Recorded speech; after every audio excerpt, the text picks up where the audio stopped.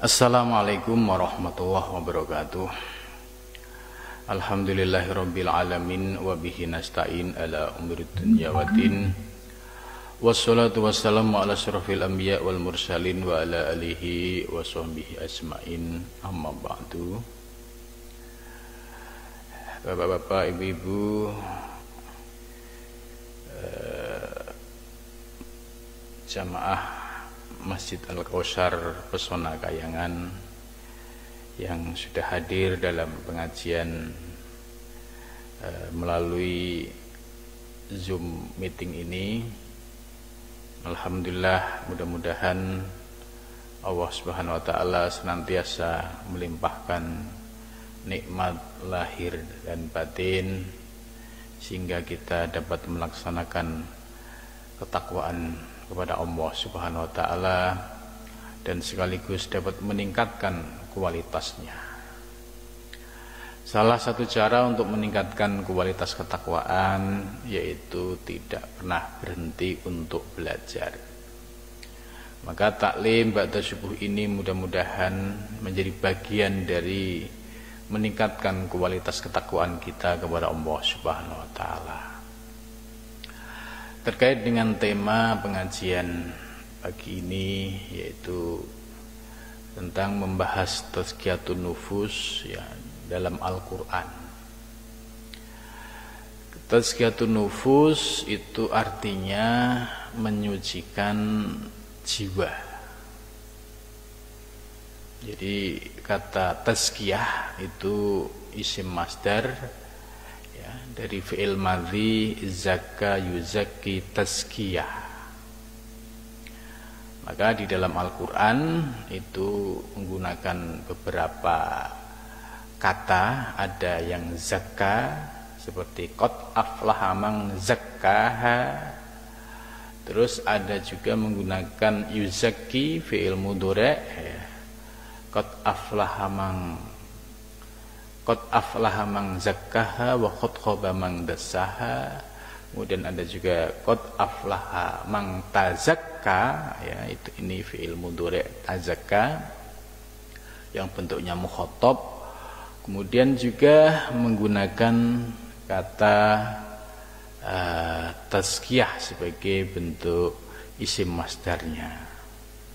Ada juga beberapa ayat lain seperti balillah yuzakki mayyasha. Kemudian ada ayat lain kama arsalna fikum rasulam minkum yatlu alaikum ayatina wa yuzakkikum. Nah, ini berbagai kata dari zakka yuzakki tazkiyah yang artinya menyucikan. Nah, kata tazkiyah yuzaki zakka ini terkait dengan penyucian aspek batin.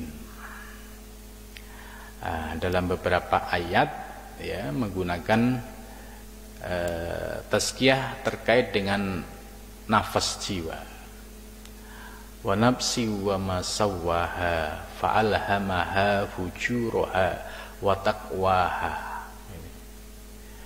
Jadi ternyata di dalam diri kita itu ada nafas jiwa. Nafas jiwa ini posisinya netral. Kemudian ada tarikan ke kanan dan ke kiri. Ke kiri itu yaitu kekuatan yang digerakkan oleh kekuatan negatif yaitu syaitoniyah, dan juga yang disebut dengan nafsu lawamah dan juga nafsu ammaroh, atau yang disebut dengan nafsu kebinatangan.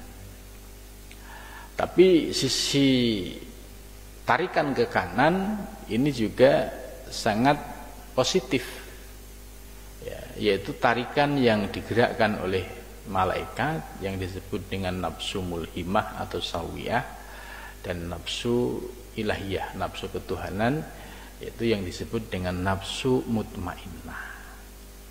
Pertarungan antara dua kekuatan positif dan negatif ini ya sangat terjadi di dalam diri kita. Jadi ini menarik bahwa diri kita ini menjadi pertarungan ya antara kekuatan negatif dan kekuatan positif. Kalau dalam bahasa istilah Al-Quran yaitu ada nafsu ammaroh, ada nafsu lawamah. Nafsu kebinatangan dan nafsu syaitoniyah. Ini yang selalu mengajak kepada yang fahsya dan mungkar. Maka ketika kita menyadari bahwa ada potensi nafsu ini ada di dalam diri kita, maka tugas kita supaya kita bisa kembali menuju Allah menjadi pribadi yang suci lahir dan batin harus disucikan, harus dibersihkan. Ya, jadi ayat wa nafsi wa mas fa'alhamaha fujuroha Allah memberikan ilham kepadanya yaitu sifat fujur, diajak kesesatan. Watakwaha, satu kekuatan ngajak fujur, satu kekuatan ngajak takwa. Ya, karena itu kita harus mengenali kekuatan apa yang ada di balik fujuroha ini. Nah, tadi sudah dijelaskan, ternyata ada dua kekuatan yaitu nafsu ammaroh yang selalu mengajak kepada keburukan dan selalu mengajak kepada berpaling dari Allah Subhanahu wa ta'ala. Maka setelah kita memahami bahwa di dalam diri kita ada nafsu negatif, nafsu yang harus kita perangi, dalam tanda kutip perang melawan diri kita, maka Allah memberikan apresiasi, pujian terhadap orang-orang yang melakukan perlawanan terhadap nafsu yang ada di dalam dirinya. Ya, salah satu apresiasi dari Allah yaitu ayat qad aflaha man zakkaha, sungguh telah beruntung, sungguh telah menang man orang-orang zakkaha yang telah berhasil menyucikan jiwanya. Artinya dia telah berhasil menundukkan nafsu ammaroh, nafsu lawamah yang ada di dalam diri kita. Ini apresiasi dari Al-Quran. Nah, bagaimana cara menundukkan nafsu yang ada di dalam diri kita sementara kondisi nafsu yang ada di dalam diri kita ini secara fisikly nggak muncul. Kalau umat Islam pada zaman Nabi Muhammad SAW perang melawan kafir Quraisy itu jelas, musuhnya jelas, orang-orang kafir Quraisy. Maka Rasulullah SAW setelah selesai perang Badar menyampaikan kepada para sahabat, roja'na ya min jihadil asghar ila jihadil akbar. Kita ini kembali dari perang kecil menuju perang besar. Terus apa itu perang besar ya Rasul? Rasulullah menjawab, jihadun nafsi, yaitu perang melawan hawa nafsu.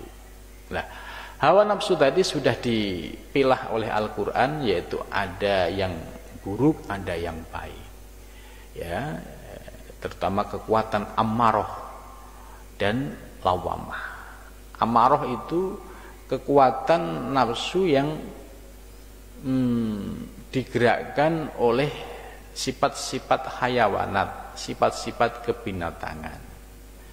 Imam Ghazali memilah sifat kebinatangan ini, ada yang binatang buas, ada yang binatang ternak.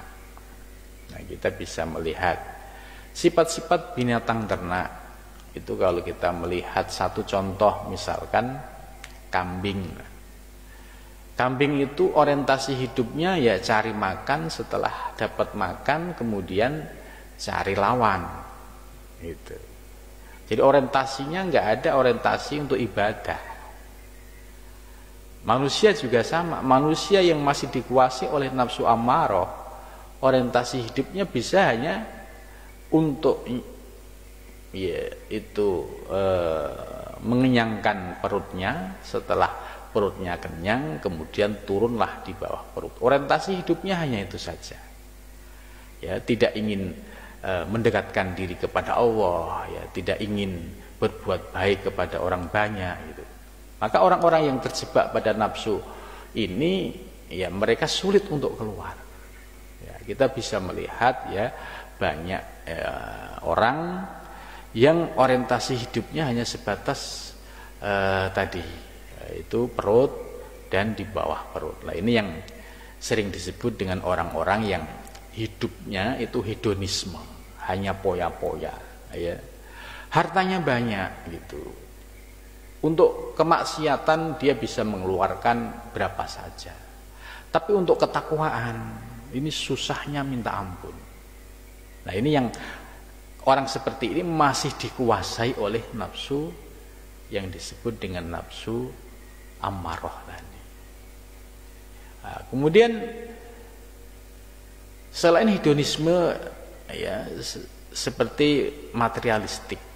Ya, materialistik itu karakter orang yang orientasi hidupnya serba material. Jadi orientasinya itu harus materialistik, ya, pragmatis. Pokoknya kalau saya berbuat ini, saya dapat apa? Nah, saya berbuat ini untungnya apa? Gitu. Selalu menggunakan logika akal, untung dan rugi. Padahal di sisi Allah Subhanahu wa taala itu sudah dijanjikan balasannya jauh lebih istimewa. Contoh misalkan kalau kita infak di jalan Allah, ya, misalkan dengan 1000, ya, ini sesuai janji Allah, itu bisa dilipat gandakan oleh Allah 700 kali lipat. Cuma untuk meyakini ini perlu keimanan.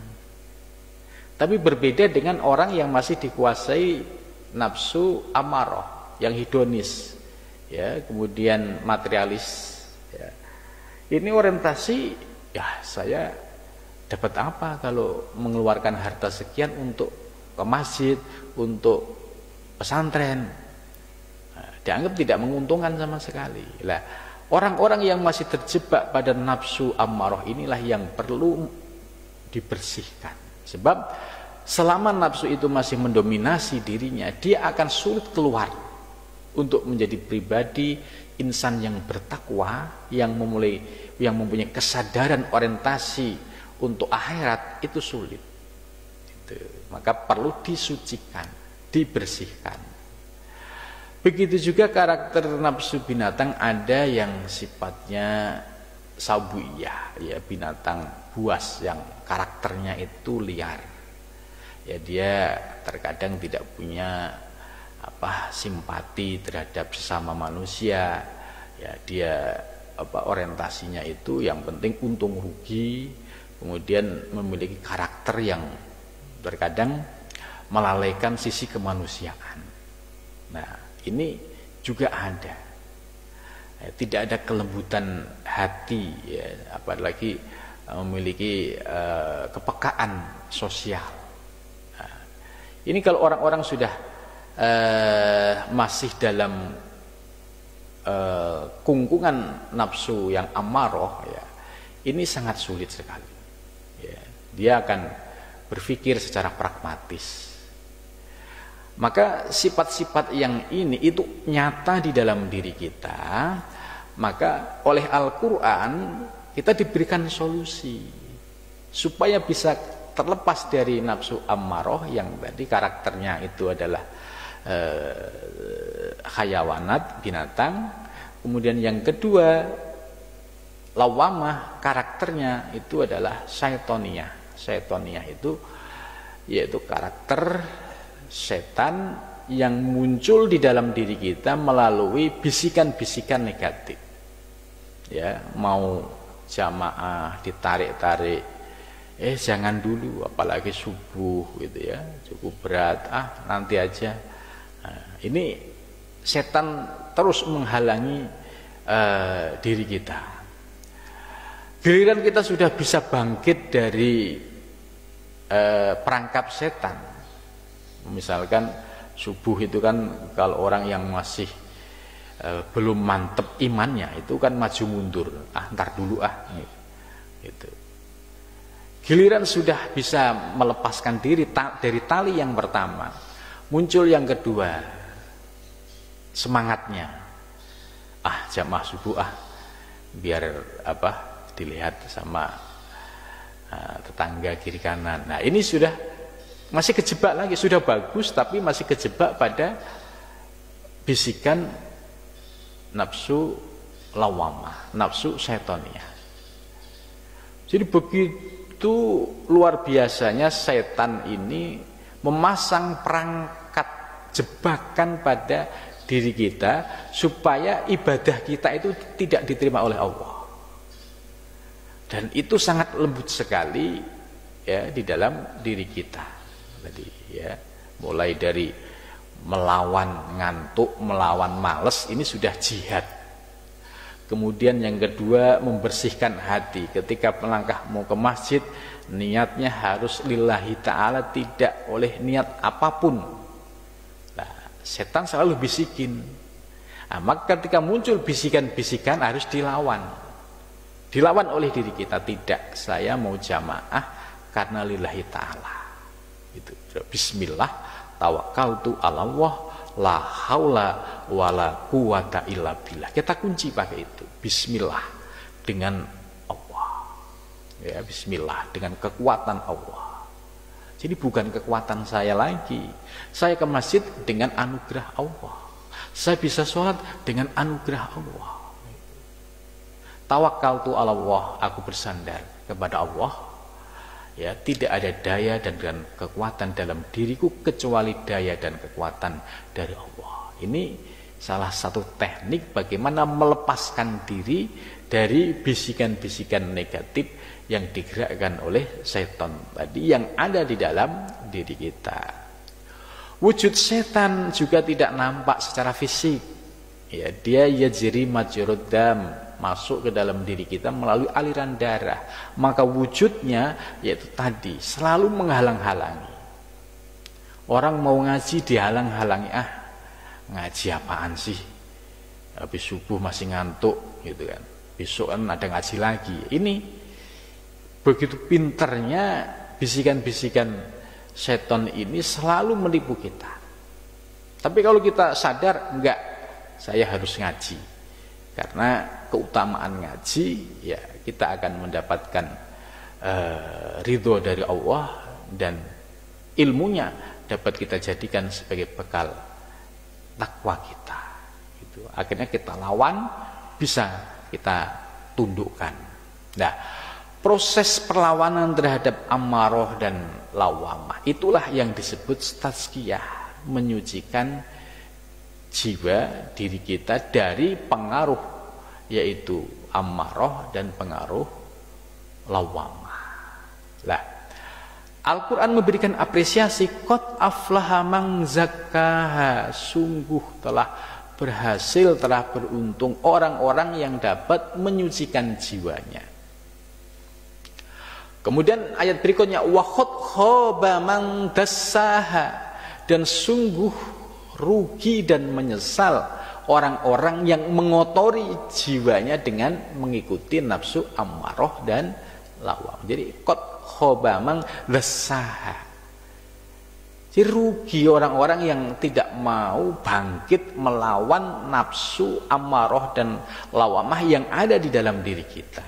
Maka ketika dia dalam genggaman nafsu ammarah dan lawamah, ya ibarat dia itu dikuasai oleh dua nafsu ini, ya bisa lihat karakter hidupnya, ya diajak ibadah susah, diajak ketaatan susah, ya orientasinya orientasi duniawi, seolah-olah hidup itu akan selamanya gitu. Ya disadarkan oleh Allah dengan berbagai macam peristiwa, belum juga tersentuh hatinya, orientasinya masih ingin ngejar dunia, padahal dunia ini kan sebentar. Apalagi di musim pandemi seperti ini, ya kita melihat banyak sekali kejadian-kejadian yang ya ikut memberikan iktibar pelajaran bagi kita, ya betapa kita kalau tidak segera menyiapkan diri kembali menuju Allah, ya, itu sangat merugi. Bagaimana kalau dia tiba-tiba dipanggil oleh Allah dalam kondisi masih mengekali hawa nafsunya? Nah ini waqad khaba man dassa, ini sungguh merugi orang-orang yang mengotori dirinya dengan mengikuti hawa nafsu. Maka supaya kita tidak menjadi orang yang merugi, ya, kita mengikuti perintah berikutnya, yaitu bagaimana cara menyucikan. Dalam Al-Quran sudah dijelaskan, qad aflaha man tazakka wa dzakara isma rabbih fasholla. Ini ayat lain. Qad aflaha man tazakka, sungguh telah beruntung, telah menang orang-orang yang menyucikan jiwanya. Ya, qad aflaha man tazakka. Bagaimana teknisnya? Wa dzakara isma rabbih fasholla. Wa dzakara, dan senantiasa ingat, eling, menyebut isma rabbih, nama Tuhannya, ya. Fasholla, dan senantiasa menjalin hubungan, memiliki kesadaran penuh, diawasi oleh Allah Subhanahu wa ta'ala. Itu. Jadi orang-orang yang beruntung adalah orang-orang yang mampu menyucikan jiwanya dari pengaruh negatif, yaitu nafsu ammarah dan lawamah. Kemudian dia bangkit melawan dua kekuatan negatif ini dengan mulai, yaitu wadzakkara isma rabbih, yaitu dengan membiasakan eling, mengingat Allah Subhanahu wa taala. Kenapa harus eling? Sebab kekuatan syaitoniyah tadi masuk ke dalam diri kita melalui aliran darah. Maka kalau aliran darah yang ada di dalam diri kita, ya, dipenuhi oleh kekuatan nafsu lawamah, nafsu syaitoniyah, maka berdampak pada munculnya bisikan-bisikan negatif. Untuk memutus mata rantai ini, yaitu dengan cara kita selalu banyak mengingat Allah, yaitu dengan memperbanyak zikir kita. Nah, karena itu kita harus punya zikir.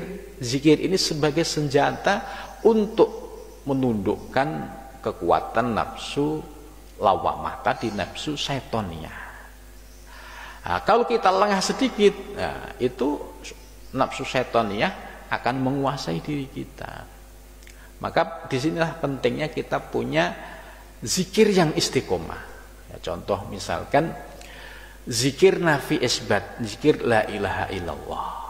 Ya, kita biasakan, istiqomahkan, misalkan habis subuh ya 100 kali atau 165 kali, ya, dengan zikir yang dipahami maknanya seperti la ilaha illallah, la ilaha illallah, itu kan tidak ada Tuhan kecuali Allah, dihentakkan kepada hati, ya.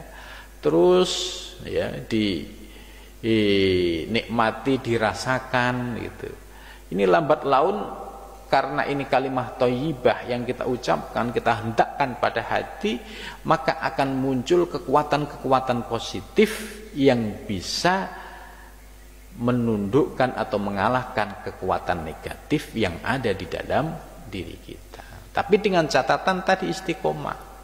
Misalkan tadi la ilaha illallah, setiap habis sholat 100 kali, bagus. Ya.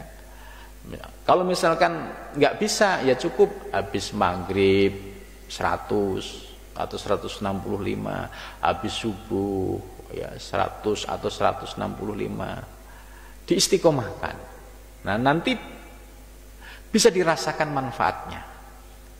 Lambat laun kok rasanya enteng, lambat laun kok rasanya enteng ibadah. Biasanya ibadah itu selalu dihinggapi riya, ujub, takabur. Kok lambat laun kok ya sudah mulai nggak ada gangguan-gangguan itu. Karena apa? Karena sudah berhasil yaitu menundukkan kekuatan nafsu lawamah yang ada di dalam diri kita. Kemudian selain dengan zikir, perlu dengan riyadhah.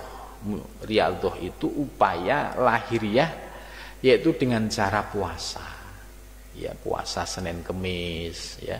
Supaya apa? Supaya mata rantai nafsu ammaroh itu dapat terputus dan dapat dikendalikan. Contoh, kalau kita sedang puasa Senin Kemis misalkan, Senin itu pasti kita akan merasakan satu, yaitu bagaimana kondisi kita ketika puasa itu kan agak sedikit lemah, ya. Tapi disinilah kita merasakan ternyata kekuatan ammaroh itu bisa kita rasakan, bisa ditundukkan dengan kondisi perut lapar. Nah, coba kita bisa melihat, ya, kalau nggak puasa, mata ini melihat apa saja, karena ada dorongan nafsu ammaroh itu cepat sekali respon. Tapi ketika kita puasa jam 2 melihat objek apapun, itu rasanya nggak ada respon, nggak ada dorongan. Nah, ini salah satu bukti kita mulai merasakan dampak dari puasa. Oh iya, ternyata nafsu ammaroh yang biasanya itu dominan, ternyata pada saat puasa itu, ya, mengalami penurunan. Dan ini perlu dilakukan secara istiqomah terus menerus. Nah, baginda Nabi besar Muhammad Shallallahu Alaihi Wasallam, ya, dalam proses perjalanan menuju pintu nubuah kenabian, beliau sejak menikah dengan Sayyidah Khadijah sampai dari usia 25 sampai usia 40 itu beliau hanya bolak-balik ke Gua Hira. Ya, ke Gua Hira untuk apa? Yaitu untuk, dalam teori ini, yaitu tazkiyatun nufus. Ya, Nabi membawa bekal kira-kira buat seminggu, naik ke Gua Hira, kemudian di sana beliau yaitu, ya, tafakkur, kemudian zikir, ya, dengan kondisi perut lapar. Jadi untuk membersihkan hawa nafsu yang ada di dalam diri kita, ini harus ada upaya real dari kita. Tidak bisa, ya, bisa bersih sendiri, bisa hilang sendiri, tidak. Harus ada upaya. Dan akhirnya dari proses perjalanan Nabi ke Gua Hira selama kurang lebih 15 tahun ini, pada usia 40, ya, Nabi memperoleh pencerahan ilahiyah, mendapatkan wahyu. Artinya ketika dominasi hawa nafsu yang negatif tadi bisa ditundukkan, maka akan muncul kekuatan nafsu yang positif, yaitu nafsu mulhimah atau nafsu sawiyah dan nafsu mutmainnah. Maka kita bisa lihat bagaimana ekspresi Kanjeng Nabi ketika, ya, pada periode Mekah setelah mendapatkan wahyu, kemudian beliau dakwah bisir dengan cara mengajak orang untuk masuk beragama Islam, tapi dengan cara sembunyi-sembunyi, ya. Ini Nabi mendapatkan ujian dan cobaan yang luar biasa. Caci maki, ya, lemparan kotoran onta, lemparan batu. Bahkan ketika di Taif, Nabi itu mendapatkan tindakan kekerasan dari orang-orang Taif itu yang luar biasa, sampai mengucur darah segar dari Kanjeng Nabi Muhammad Shallallahu Alaihi Wasallam. Tapi Nabi apa? Memiliki kesabaran yang luar biasa. Ya, diludahin Nabi sabar.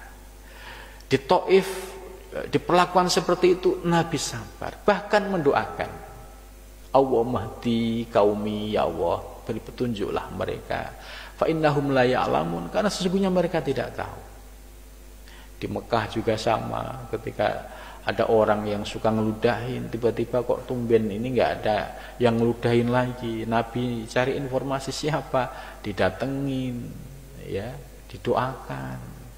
Ini akhlak-akhlak yang mulia ini Nabi bisa muncul sebab proses tazkiyatun nufus yaitu dari usia 25 sampai 40. Ini Nabi sudah bisa menuntaskan terkait dengan penundukan hawa nafsu. Lah, Nabi saja yang terpilih, yang maksum, proses ini harus beliau lakukan. Karena apa? Nabi sebagai uswah, sebagai teladan. Lah, kita sebagai umatnya tentu, ya kita sebagai umat yang biasa-biasa saja, tentu kita lebih banyak ya dikuasai oleh hawa nafsu, maka tentunya kita juga harus mengikuti apa yang sudah dicontohkan Nabi. Kita tidak harus seperti Nabi ke Gua Hira, tidak, cukup mengamalkan puasa Senin Kemis, ya. Kemudian ditambah zikir yang istiqomah. Karena itu Bapak Ibu ya perlu punya zikir yang diistiqomahkan, yang dirutinkan. Kalau zikir nafi isbat la ilaha illallah bagus. Sebab kalau ini sudah menjadi pembiasaan sehari-hari rutin, ya sampai akhir ajal tiba kita tetap dengan istiqomah la ilaha illallah, ini sudah jelas kita termasuk meninggal dalam keadaan husnul khotimah. Sebab barang siapa yang akhir kalimahnya dia adalah la ilaha illallah, dijamin masuk surga. Begitu juga hadis lain, barang siapa yang biasa zikir la ilaha illallah, dia masuk bentengku, dakhala hisni, wa man dakhala hisni amina min adabi. Barang siapa yang dia masuk bentengku, dia aman dari siksaku. Jadi zikir la ilaha illallah ini penting. Bahkan para nabi-nabi terdahulu juga zikirnya sama, la ilaha illallah. Afdhalu ma qultu ana wa nabiyuna. Sebaik-baik zikir yang aku praktekkan dan para nabi terdahulu yaitu la ilaha illallah. Itu. Jadi kalau kita sudah latihan, suatu saat itu ajal kita tiba, maka proses dari kebiasaan zikir ini akan refleks. Ya, pada saat sakaratul maut kita akan diberikan kemudahan enteng karena sudah menjadi kebiasaan. Tapi kalau orang yang jarang zikir, nggak pernah zikir, pada saat sakaratul maut tiba, ya, kemudian dibimbing anak istrinya untuk zikir, kalau dia nggak ada kebiasaan sulit. Maka kita bisa melihat ya ketika orang-orang yang sedang sakaratul maut itu tergantung dari kebiasaannya. Kalau kebiasaannya ahli zikir, enteng refleks la ilaha illallah. Tapi kalau zikir Pak, zikir Bu, karena nggak terbiasa, lidahnya terkunci kaku. Nah, ini pentingnya Bapak Ibu harus membiasakan zikir. Kemudian ada juga zikir ismudzat Allah ya untuk mengisi kekosongan ya dimanapun kita berada, hati kita selalu dibiasakan zikir Allah. Selalu ingat Allah, selalu ingat Allah ya. Kita di kantor ingat Allah ya, di jalan ingat Allah, dimanapun kita terus latihan untuk selalu ingat Allah. Sebab kalau kita bisa ingat Allah dimanapun kita berada, maka akan muncul yaitu kesadaran ihsan, yaitu kita sadar diawasi oleh Allah, dan teristimewa lagi kalau kita bisa ya antarohu, bisa menyaksikannya. Itu. Nah, proses penyucian tadi itu sudah dari sejak zaman nabi-nabi terdahulu, Nabi Muhammad, dan juga sampai zaman sekarang. Nah, terkait dengan zaman sekarang, Al-Quran juga sudah memberikan pesan, yaitu dalam ayatnya, kama arsalna fikum rasulan, sebagaimana aku telah utus fikum di antara kalian, di antaramu, rasulan. Di sini kata rasul tidak menggunakan al makrifah, berarti artinya umum. Rasulan itu ya utusan, minkum dari lingkunganmu, yatlu alaikum ayatina, mereka ini membacakan kepadamu ayat-ayat kami, yaitu dasar argumentasinya yang diajarkan itu berdasarkan Quran dan hadis. Ini ayat lu alaikum ayatina wa yuzakkikum, dan orang ini mengajarkan untuk menyucikan jiwa kita. Wa yu'allimul kitab, dan orang ini mengajarkan kepada kita juga tentang Alkitab, yaitu berpegang kepada Al-Quran dan Al-Hadis. Wal hikmah, hikmah itu yaitu ilmu-ilmu kemakrifahan, ilmu-ilmu tentang ketuhanan. Wa yu'allimukum ma lam takunu ta'lamun. Nah, ini menariknya ayat ini menggunakan kata rasulan. Kami telah mengutus di antara kamu, yaitu utusan. Nah, rasul di sini memiliki makna universal, bukan rasul yaitu kepada para nabi dan rasul, tapi rasulan ini nakiroh yang punya makna umum, yaitu warasatul anbiya, yaitu penerusnya, pewarisnya para nabi. Siapa pewarisnya para nabi? Yaitu para ulama. Ulama yang mana? Ulama yang tadi konsisten mengajarkan kita dengan membaca Al-Quran, mengajarkan kita untuk menyucikan batiniah kita, mengajarkan kita untuk berpegang pada Al-Quran dan Al-Hadis, dan juga wal hikmah, mengajarkan kemakrifahan, yaitu mengajarkan untuk mengenal diri dan mengenal Allah Subhanahu wa Ta'ala. Jadi kata rasulan di sini memiliki makna yang terbuka, yaitu al ulama warasatul anbiya. Terus siapa ulama warasatul anbiya? Yang kriterianya tadi, ya, yaitu wa yu'alliku yatlu alaikum ayatina, pegangannya, rujukannya ayat Al-Quran. Wa yuzakkikum, dan ngajak kamu untuk menyucikan kotoran-kotoran batiniahmu. Kemudian mengajarkan kepada isi-isi pada Al-Quran dan Al-Hadis, dan juga mengajarkan al-hikmah, yaitu ilmu-ilmu kemakrifahan, ilmu-ilmu tentang pengenalan kepada Allah. Sebab kita dulu ketika masih di alam arwah, kita sudah makrifah, sudah mengenal Allah. Kemudian kalau ketemu ustadz kok yang menyadarkan kita supaya eling kepada Allah, supaya memiliki kesadaran bahwa Allah Subhanahu wa Ta'ala itu adalah yang menciptakan kita, punya kesadaran tentang alam semesta ini secara hakikat ini tidak ada lain adalah sebagai ciptaannya, ya. Terus didorong untuk menjadi orang yang mengenal Allah. Lah, ciri-ciri ustadz atau kiai yang demikian inilah yang sesuai dengan kriteria dalam ayat tadi. Nah, mudah-mudahan kita senantiasa mendapatkan bimbingan dari Allah, ya, untuk menjadi pribadi yang selalu melakukan tazkiyatun nufus, yaitu penyucian lahir dan batin, sehingga kita akan mendapatkan anugerah al-hikmah, yaitu anugerah ilmu-ilmu kemakrifahan, ilmu-ilmu yang dapat mengenalkan diri kita kepada Allah Subhanahu wa Ta'ala. Terima kasih. Mudah-mudahan pengajian pagi ini membawa manfaat. Dipersilahkan barangkali ada pertanyaan. Terima kasih sekali atas pemaparannya terkait dengan tazkiyatun nufus. Ada beberapa yang sudah saya catat. Itu pertama adalah by default sebenarnya manusia sudah Allah equip dengan beberapa hawa nafsu, amarah, lawamah, dan sebagainya. Namun demikian, tugas kita adalah untuk mengendalikan semuanya, tidak untuk menghilangkan, karena memang demikianlah fitrah manusia. Nah, bagaimana kita mengendalikan tadi harus dengan usaha-usaha, di antara adalah istiqomah dalam melakukan beribadah, zikir, dan riadah utama, misalnya puasa, cara dengan puasa tadi dan melakukan zikir, insya Allah kita bisa mengendalikan hawa nafsu, dan insya Allah kita akan mendapatkan manfaat pada saat kita melakukan zikir secara istiqomah.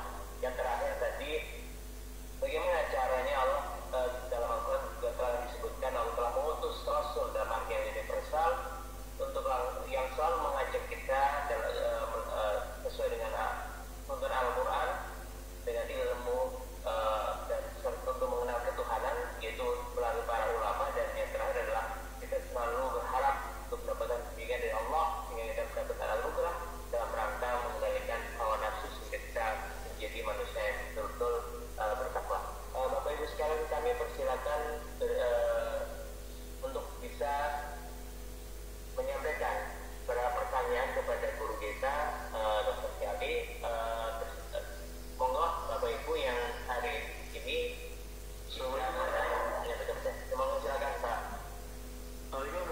Waalaikumsalam warahmatullahi wabarakatuh. Apa ya Pak Kiai? Terkait dengan ini mungkin agak sedikit melenceng ya. Tanya terkait dengan di masa pandemi ini kan banyak kita semua mengalami rasa khawatir ya, khawatir, was-was. Dimana itu juga salah satunya adalah bentuk dari bisikan setan. Mohon pandangan Pak Kiai mengenai Pak Kiai dan ya siapa kondisi yang dialami saat Rasulullah saat zaman Rasul, karena kita selalu mengacu pada zaman saat itu, saat juga mengalami hal yang sama, pandemi mungkin jauh lebih ekstrim pada saat itu. Mohon dapat dibantu penjelasan Pak Kiai. Ya, terima kasih. Ya, ini pertanyaan bagus sekali. Di masa pandemi ini banyak sekali orang yang resah, gelisah, tapi melihat juga ya kiri kanan kita yang tiba-tiba meninggal dunia. Saya melihat, menyaksikan bagaimana kesedihan keluarga. Ini ya, suatu ujian yang luar biasa dari Allah Subhanahu wa taala. Prinsip kita harus berpegang kepada firman Allah. Ma asoba min musibatin illa biidnillah. Tidak ada musibah ya di dunia, baik yang sifatnya global maupun individual, itu semua atas izin Allah. Ini secara keyakinan harus kita tanamkan. Jadi jangan sampai kita goyah dulu bahwa apapun kejadian yang ada di alam semesta, baik yang sifatnya itu global seperti pandemi dan individual terkait dengan nasib kita masing-masing, ini sudah ada dalam ketetapan Allah dan sudah dicatat di dalam kitab Lauhil Mahfuz pada zaman azali. Ini supaya kita punya keyakinan dulu. Nah, kemudian yang kedua, upaya lahir dan batin. Upaya lahir ya kita menjaga prokes tadi ya, dengan tidak beraktivitas sementara dulu, karena penyebarannya adalah melalui hubungan antar manusia, dan kita ya rutin memakai masker sebagai upaya preventif.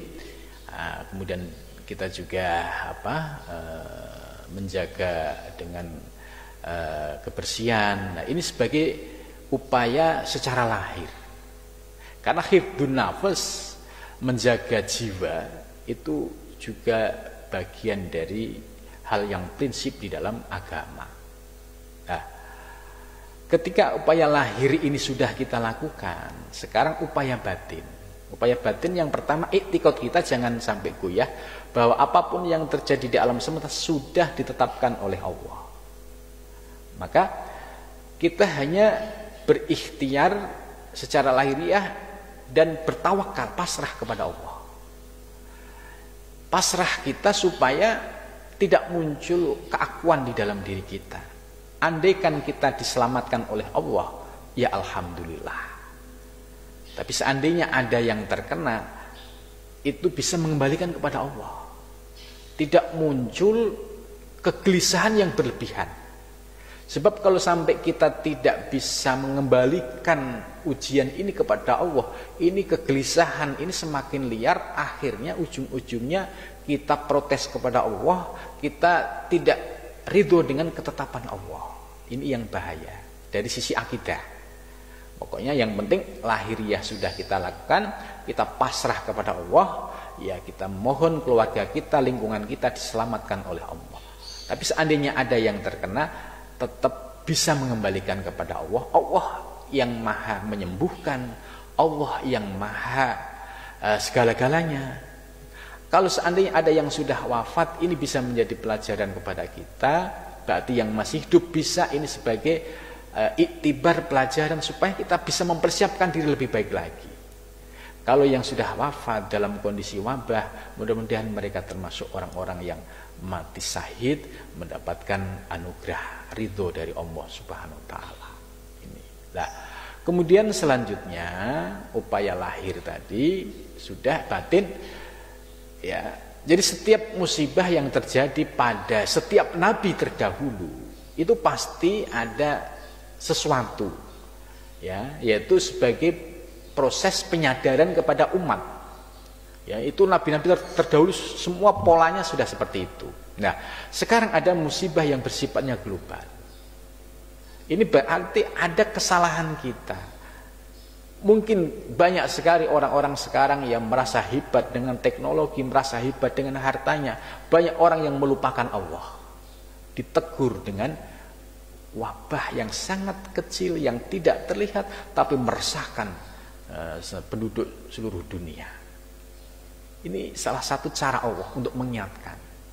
Bagi yang kemarin, yang hidupnya masih hedonis dan lain sebagainya, dengan musibah ini akhirnya bisa menjadi jalan untuk kembali kepada Allah. Dengan mempersiapkan diri dengan sebaik-baiknya. Kita kembali kepada Allah pasti. Soal kapan waktunya kita tidak tahu. Cuma ketika sudah punya kesadaran, saatnya kita memperbaiki diri sebelum kita dipanggil oleh Allah, ini yang istimewa. Nah, cara praktis yang kita lakukan ketika ada musibah seperti ini, ya biasakan zikir istighfar. Istighfar ini kalau semua penduduk bumi atau yang muslim itu istighfar, kalau Kanjeng Nabi aja yang sudah maksum istighfarnya setiap hari nggak kurang dari 100 kali. Ini Nabi, ya sudah maksum, itu setiap hari istighfar 100 kali. Nah kita ini ya bukan maksum, tentunya kita punya kesadaran lebih dari itu. Ya paling tidak ya malulah kalau kita kurang dari 100 gitu. Ya paling enggak 200, 300 sampai 1000. Istighfar yang dihayati, yang dipahami maknanya. Ya Allah, astagfirullahaladzim, ya Allah, ampuni dosa-dosa kami, ya Allah, dosa masa lalu, dosa sekarang dan yang akan datang. Mohon dengan sungguh-sungguh kepada Allah, didasari dengan penyesalan. Maka kalau ini bisa dilakukan oleh siapapun dengan istighfar yang kolektif, ya, sekalipun dilakukan masing-masing, ini salah satu cara untuk meredam musibah dan wabah.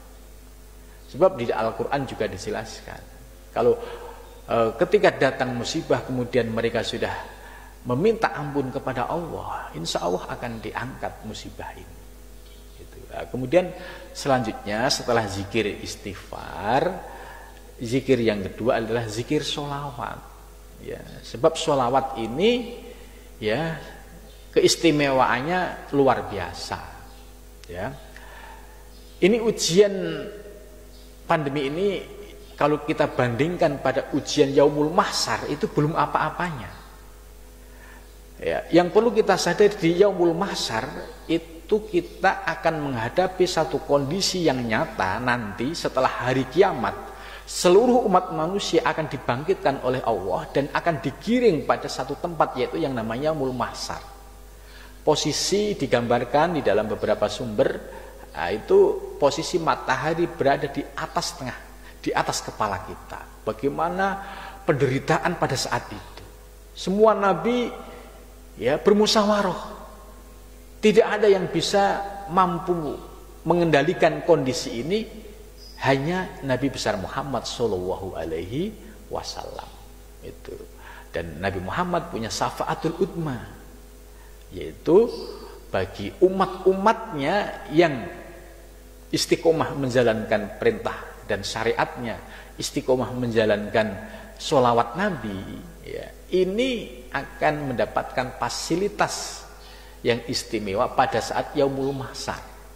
Ya, begitu juga pada saat kondisi sedang diuji ini. Kalau kita perbanyak sholawat, bahwa sholawat yang diucapkan oleh umat Nabi Muhammad itu dalam hadis itu pasti sampai kepada Nabi. Maka dengan istiqomah zikir, istighfar dan sholawat ini insya Allah ya kita akan diberikan kekuatan oleh Allah, diberikan kesabaran oleh Allah, dan mudah-mudahan kita segera ya istilahnya berdoa kepada Allah, mudah-mudahan pandemi ini segera berlalu, diangkat oleh Allah Subhanahu wa ta'ala. Ya, dengan cara demikian insya Allah kita punya ketenangan lahir dan batin, dan ini menjadi imun kita. Nah, begitu Bapak ya, terima kasih.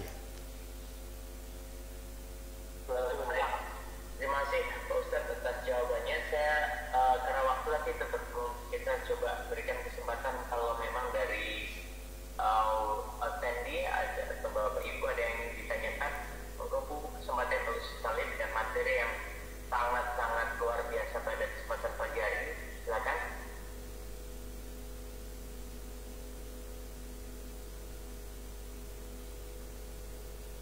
Masih ada? Kalau mungkin ternyata cukup Ustaz, mohon sebelum kita tutup Ustaz, mungkin akan lebih baik tadi di highlight beberapa poin utama Ustaz, kemudian nanti mohon ditutup dengan doa dan harapan semoga kita mendapat keberkahan dari ilmu pagi hari ini, dan juga insyaallah Allah menjadikan kita keistiqomahan untuk bisa menjalankan tazkiyatun nafs yang tadi sudah dijelaskan oleh Ustaz pada kesempatan pagi hari ini. Selamat Ustaz. Ya, mudah-mudahan kita semua diberikan kekuatan lahir dan batin oleh Allah Subhanahu wa taala dalam menghadapi pandemi ini, dan sekaligus ini sebagai panggilan Allah kita untuk takarrub, untuk mendekatkan diri kepada Allah. Sebab tidak ada yang paling baik ya kecuali kita mendekatkan diri. Ni'mal abdu innahu awad. Sebaik-baiknya hamba adalah hamba yang senantiasa kembali kepada Allah. Sebab ketika kita sudah kembali kepada Allah, maka dosa kita pada masa lalu itu akan diampuni oleh Allah Subhanahu wa taala, ya. Prestasi hidup yang istimewa hanya satu, yaitu bisa kembali kepada Allah dengan husnul khotimah. Mudah-mudahan kita semua mendapatkan anugerah husnul khotimah ini. Mari kita doa bersama. Bismillahirrahmanirrahim. Alhamdulillahirabbil alamin, hamdan yafi ni'amahu wa yakafi mazidah. Ya Rabbana lakal hamdu kama yanbaghi li jalali wajhika wa azimi sultanik. Allahumma sholli ala sayyidina Muhammad sholatan tunzina biha min jamil ahwali wal afat wa taqdilana biha jami'al hajat wa tuhhirna biha min jami' sayyiat wa tarfa'una biha indaka ala darajat wa tubalikna biha asal ghayat min jamil khairati bil hayati wa badal mamat. Allahumma sholli sholatan kamilatan wa sallim salaman tamma ala nabiyyin Muhammadin tanhalu bil uqadu wa tanfariju bil qurabu wa tukhdu bil khawaisi wa tunalu bir ragaibu wa husnul khawatimah mustaqil yazil karimi wa ala alihi wa sahbihi bi adadi kulli bi adadi ma'lumin lak. Allahumma sholli ala sayyidina Muhammad al-fatih lima uhlika wal khatimi lima sabaqa nasiril haq bil haq wal hadi ila siratikal mustaqim wa ala alihi wa mu'adil adim. Allahumma sholli ala Muhammad wa ala Muhammad bi adadi kulli da'in wa dawa'in. Allahumma sholli ala Muhammad wa ala Muhammad bi kulli da'in wa dawa'in. Allahumma sholli ala Muhammad wa ala ali Muhammad bi kulli da'in wa dawa'in.